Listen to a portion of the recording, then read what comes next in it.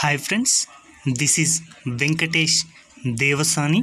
ఈరోజు మనం పర్యావరణ ఉద్యమానికి సంబంధించి ఇంపార్టెంట్ ప్రశ్నలను అయితే డిస్కస్ చేయబోతున్నాం. ఈ యొక్క టాపిక్ అనేది మనకి ఇండియన్ సొసైటీకి సంబంధించి అదేవిధంగా ఎన్విరాన్మెంట్కి సంబంధించి చాలా ఇంపార్టెంట్ అని గుర్తుంచుకోండి. వేదకాలం నుంచి పర్యావరణ పరిరక్షణ అనేది ప్రతి పౌరుడి బాధ్యతగా పరిగణించడం జరిగింది. అయితే నేడు పర్యావరణం అనేది అనేక విధాలుగా మానవుడు తన యొక్క స్వలాభం కోసం కాలుష్యం చేయడం జరుగుతుంది. కాబట్టి అలాంటి కాలుష్యం వలన అనేక అర్థాలు అనేవి సంభవిస్తున్నాయి. కాబట్టి అలాంటి సమయంలోనే పర్యావరణ ఉద్యమాలు అనేవి రావడం జరిగాయి. కాబట్టి చాలా ఇంపార్టెంట్ టాపిక్ అండి. ఎగ్జామ్ పాయింట్ ఆఫ్ వ్యూలో ఈ యొక్క పర్యావరణ ఉద్యమాల గురించి 1 లేదా 2 ప్రశ్నలు రావడానికి అవకాశం ఉంది. కాబట్టి అందులో మొదటి ప్రశ్న, ప్రకృతి నందు మనుషుల యొక్క అవసరాలు తీర్చుకోవాల్సినన్ని వనరులు ఉన్నాయి, కానీ మనుషుల దురాశను తీర్చడానికి ప్రయత్నిస్తే ప్రకృతి సమతుల్యం దెబ్బతింటుందని పేర్కొన్నది ఎవరు అని అడగడం జరిగింది. ఇది గతంలో కూడా అడిగారండి. ఎవరు అన్నారు అంటే మహాత్మా గాంధీజీ అనడం జరిగింది. అదేవిధంగా రెండో ప్రశ్న, ఘనశ్యామ్ గారు ఏ గ్రంథంలో పర్యావరణ ఉద్యమాలను వివిధ రకాలుగా వర్గీకరించారు అంటే ఘనశ్యామ్ గారు తన యొక్క గ్రంథమైనటువంటి ది సోషల్ మూవ్మెంట్ అనేటువంటి గ్రంథంలో పర్యావరణ ఉద్యమాలను వివిధ రకాలుగా వర్గీకరించారు. ఒక విధంగా వాటిని చూసుకున్నట్లయితే అటవులు మరియు నేల సంరక్షణ కొరకు ఉద్యమాలు నిర్వహించడం జరిగాయి. వాటికి ఉదాహరణగా చిప్కో, అప్పికో మరియు జార్ఖండ్ జంగిల్ బచావో ఉద్యమాలుగా చెప్పుకోవచ్చు. మరొక ఉద్యమం సముద్ర వనరులకు సంబంధించినటువంటి సంరక్షణ ఉద్యమాలు. ఇవి ఎందుకోసం అంటే సముద్రంలో చేపలు, రొయ్యలు వంటివి అధికంగా లభిస్తున్న ప్రాంతాలలో వాణిజ్యీకరణ వ్యతిరేకించడం, అలాంటి నేపథ్యంలో అనేక ఉద్యమాలు, ఆ విధంగా పారిశ్రామిక కాలుష్య వ్యతిరేక ఉద్యమాలు కూడా రావడం జరిగాయి. ఉదాహరణకు బీహార్లో గంగా ముక్తి ఉద్యమం, కర్ణాటకలో హర్ పాలీ ఫైబర్ వ్యతిరేక ఉద్యమం, గ్వాలియర్లో రేయన్ ఫ్యాక్టరీకి వ్యతిరేకంగా ఉద్యమాలను చెప్పుకోవచ్చు. ఇవంటి ఘనశ్యామ్ గారు పర్యావరణ ఉద్యమాలను తన యొక్క the social moments A review of literature అనేటువంటి గ్రంథంలో వివరించడం జరిగింది. చాలా ఇంపార్టెంట్ అండి. ఘనశ్యామ్ యొక్క గ్రంథం ఏంటి అంటే social moments A review of literature అని గుర్తుంచుకోండి. ఇక మూడో ప్రశ్న, బిష్నోయ్ అనే పర్యావరణ ఉద్యమం ఏ రాష్ట్రంలో జరిగిందని అడుగుతున్నాడు. ఫస్ట్, బిష్నోయ్ అనేది ఒక గిరిజన తెగ అండి. అది ఏ రాష్ట్రంలో ఉంటుంది అంటే రాజస్థాన్ రాష్ట్రంలో వీరు అధికంగా నివసిస్తున్నారు. ఎక్కడ అంటే అటవీ ప్రాంతంలో నివసిస్తూ ఉంటారు.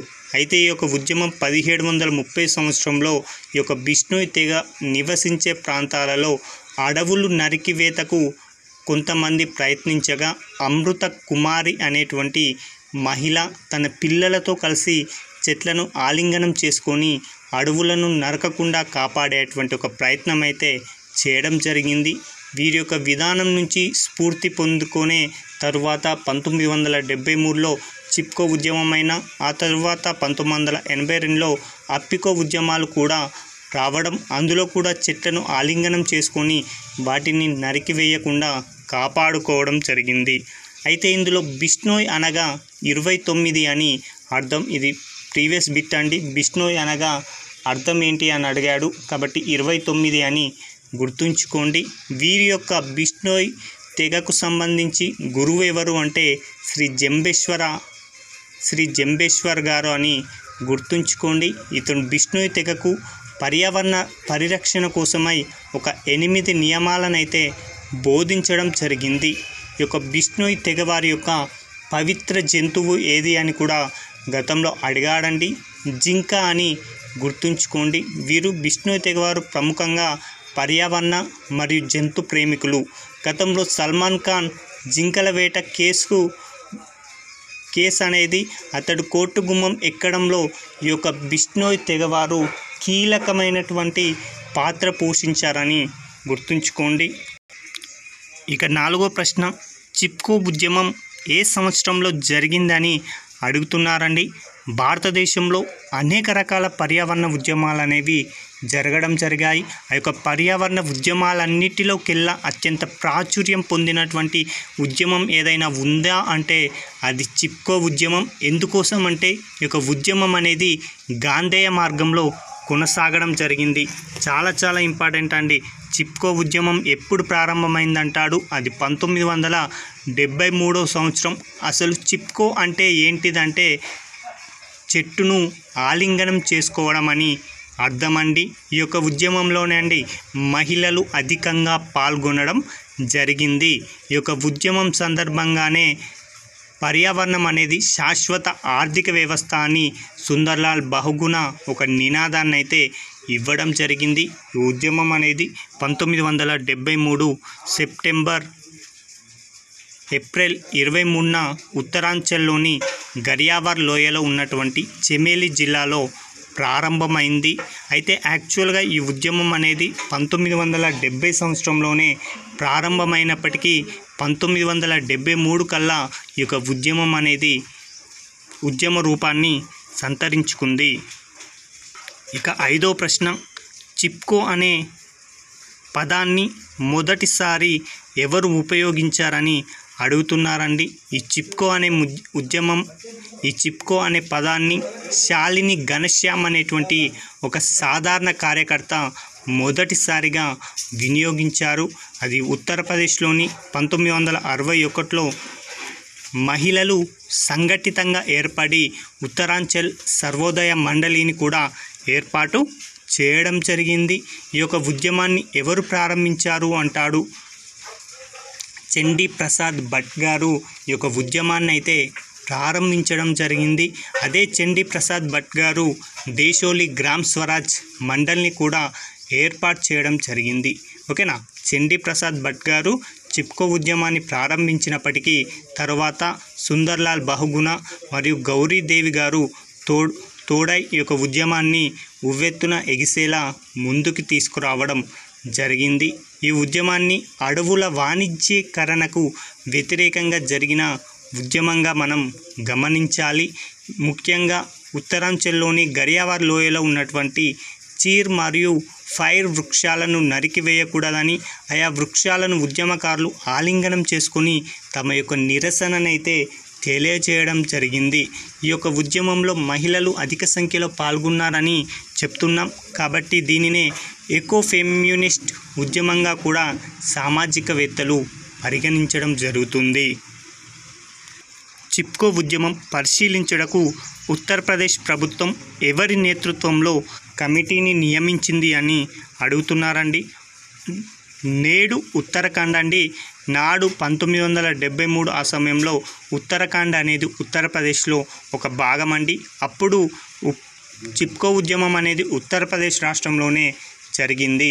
ఎప్పుడైతే 2000 సంవత్సరంలో ఉత్తరాఖండ్ అనే రాష్ట్రం ఏర్పడ్డది అని ఈ అంశాన్ని గుర్తుంచుకోండి. అయితే నాటి ఉత్తరప్రదేశ్ ప్రభుత్వం హేమావతి నందన్ బహుగుణ నేతృత్వంలో అయితే ఒక కమిటీని అయితే ఏర్పాటు చేయడం జరిగింది. ఈ కమిటీ అనేది అసలు ఎందుకోసం ఉద్యమం చేస్తున్నారు, మిగతా అంశాలను క్షుణ్ణంగా పరిశీలించి ఒక నివేదికనివ్వడంతో ఈ యొక్క ఉద్యమ ఫలితంగానే 15 సంవత్సరాల పాటు అక్కడ చెట్లను కొట్టరాదని ప్రభుత్వం నిషేధించింది. ఇంతటి ప్రతిష్టాత్మకంగా కొనసాగినటువంటి యొక్క ఉద్యమానికి రైట్ లైవ్లీహుడ్ అనేటువంటి అవార్డు లభించింది. చాలా ఇంపార్టెంట్ అండి. రైట్ లైవ్లీహుడ్ అనేటువంటి అవార్డు పొందినటువంటి పర్యావరణ ఉద్యమం ఏది అని అడుగుతాడు. కాబట్టి అది చిప్కో ఉద్యమం అని గుర్తుంచుకోండి. ఇక 7వ ప్రశ్న, సైలెంట్ వ్యాలీ ఉద్యమం ఏ రాష్ట్రంలో జరిగింది?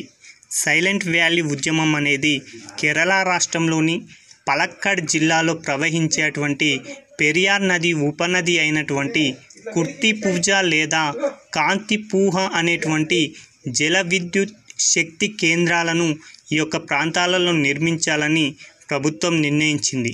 కాబట్టి ఏ నదిపై అంటాడు, కుర్తిపూజ అనేటువంటి నదిపైన ఒక జల విద్యుత్ శక్తి కేంద్రాలను నిర్మించాలని గవర్నమెంట్ అయితే నిర్ణయించుకోవడం జరిగింది. ఒకవేళ ఈ యొక్క జల విద్యుత్ శక్తి కేంద్రాన్ని నిర్మిస్తే ఈ ప్రాంతంలో జీవ వైవిధ్యం అంతరిస్తుందని, ముఖ్యంగా పశ్చిమ కనుమల్లో ఉండేటువంటి అరుదైన మొక్కలు జీవులు అంతరిస్తాయని, ప్రత్యేకంగా ఇక్కడ సింహం తోకగల కోతి అంతరిస్తుందని కేరళ సాహిత్య పరిషత్ వారు ఈ యొక్క ఉద్యమాన్ని 1973లో నిర్వహించడం జరిగింది. ఈ ఉద్యమంలో అనేక పర్యావరణ రంగంలో ప్రముఖులు పాల్గొనడం జరిగింది. అందులో రోమిల్లో విట్టేకర్, ఇతడు పాములు మరియు మొసళ్ళ సంరక్షకుడు. మరొకరు సలీం అలీ, ఇతడు భారతదేశ పక్షి శాస్త్ర పితామహుడు. తరువాత ఎంఎస్ స్వామినాథన్, భారతదేశ హరిత విప్లవ పితామహుడు. అదేవిధంగా సుగుదా కుమారి, వీరందరూ కూడా ఈ యొక్క సైలెంట్ వ్యాలీ ఉద్యమంలో పాల్గొనడం జరిగింది. ఆ తదుపరి జఫర్ ఫతే ఆలీ ఈ యొక్క ప్రాజెక్టును నిర్మించరాదని గవర్నమెంట్కి సూచించడం జరిగింది. అదేవిధంగా మరొక ప్రశ్న అండి, సైలెంట్ వ్యాలీ ఉద్యమాన్ని సమగ్రంగా అధ్యయనం చేయడానికి ఎవరి నేతృత్వంలో కమిటీని ఏర్పాటు చేసింది? 1973లో ప్రారంభమైనటువంటి సైలెంట్ వ్యాలీ ఉద్యమం 1981 నాటికి చాలా తీవ్ర రూపం దాల్చడంతో ఒక ఉద్యమాన్ని పరిశీలించడం కోసమై 1981వ సంవత్సరంలో నాటి ప్రధాని ఇందిరాగాంధీ గారు మీనన్ అధ్యక్షతన ఒక కమిటీని ఏర్పాటు చేయడం జరిగింది. ఈ కమిటీ పరిస్థితులను అధ్యయనం చేసి ప్రాజెక్టు నిర్మాణం చేయకూడదని సూచనలైతే చేయడంతో 1985 సంవత్సరంలో సైలెంట్ వ్యాలీ జల విద్యుత్ ప్రాజెక్ట్ని నిలిపివేసి దాని స్థానంలో సైలెంట్ వ్యాలీ నేషనల్ పార్కుని ఏర్పాటు చేశారు. చాలా ఇంపార్టెంట్ అండి. సైలెంట్ వ్యాలీ ఉద్యమం పైన ఏర్పాటు చేసిన కమిటీ ఏది అంటాడు? మీనన్ కమిటీ అని గుర్తుంచుకోండి. ఇక 9వ ప్రశ్న, అప్పికో ఉద్యమం ఏ సంవత్సరంలో జరిగింది? అప్పికో ఉద్యమం అనేది 1983 సంవత్సరంలో కర్ణాటకలోని కలేసే ప్రాంతంలో జరగడం జరిగింది. ఎందుకోసం అంటే టేకు మరియు యుకాలిప్టస్ అనేటువంటి చెట్లను ముక్కుమ్మడిగా వ్యాపార కోణంలో పెంచేటువంటి విధానానికి వ్యతిరేకంగా ఈ యొక్క ఉద్యమం అయితే చేపట్టడం జరిగింది. అప్పికో అనగా కన్నడ భాషలో ఆలింగనం చేసుకోవడం అని అర్థం. ఈ యొక్క ఉద్యమానికి స్ఫూర్తి గతంలో చిప్కో ఉద్యమం అండి. 1973లో చిప్కో ఉద్యమం జరిగితే 1983లో అప్పికో ఉద్యమాన్ని చేపట్టడం జరిగింది. ఈ యొక్క ఉద్యమాన్ని ఎవరు ప్రారంభించారు అంటే 1983 సెప్టెంబర్ 8 నాడు లక్ష్మీ నరసింహ యువ మండలి అనే సంస్థ ఆధ్వర్యంలో ఈ యొక్క ఉద్యమం అయితే ప్రారంభమైంది. ఈ యొక్క ఉద్యమానికి నాయకత్వం వహించింది పాండురంగ హెగ్డే అని గుర్తుంచుకోండి. చాలా ఇంపార్టెంట్ అండి. అప్పికో ఉద్యమానికి నాయకత్వం వహించింది ఎవరు అంటాడు? పాండురంగ హెగ్డే. ఇతడు ఈ యొక్క ఉద్యమం ఇచ్చిన నినాదం ఏంటి అంటే సేవ్ గ్రో రేషనల్ యూజ్ అనేది అప్పికో యొక్క ప్రధాన నినాదం. ఇది కూడా గతంలో అడగడం జరిగిందండి. సేవ్ గ్రో రేషనల్ యూజ్ అనేది ఈ క్రింది వాటిలో ఏ పర్యావరణ ఉద్యమం నినాదం అని అడిగాడు. కాబట్టి అప్పికో ఉద్యమం అని గుర్తుంచుకోండి. ఇక 10వ ప్రశ్న, నవధాన్య ఉద్యమం అనేది ఎప్పుడు జరిగింది? నవధాన్య ఉద్యమం అనేది ప్రొఫెసర్ వందన శివ గారు 1982లో ప్రారంభించడం జరిగింది.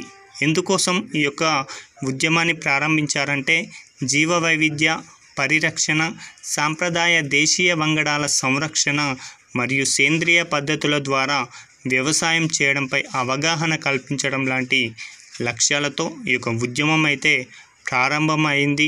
వీరి చేసిన కృషి వల్లనే వేప మరియు బాస్మతి బియ్యంపై అమెరికా పొందినటువంటి పేటెంట్ హక్కులను కూడా తిరిగి భారత్ పొందగలిగింది. అందువల్లనే ఈమెని టైమ్స్ ఆఫ్ ఇండియా అనేటువంటి పత్రిక వందన శివ గారిని పర్యావరణ హీరోయిన్గా కూడా సంబోధించడం జరిగిందండి.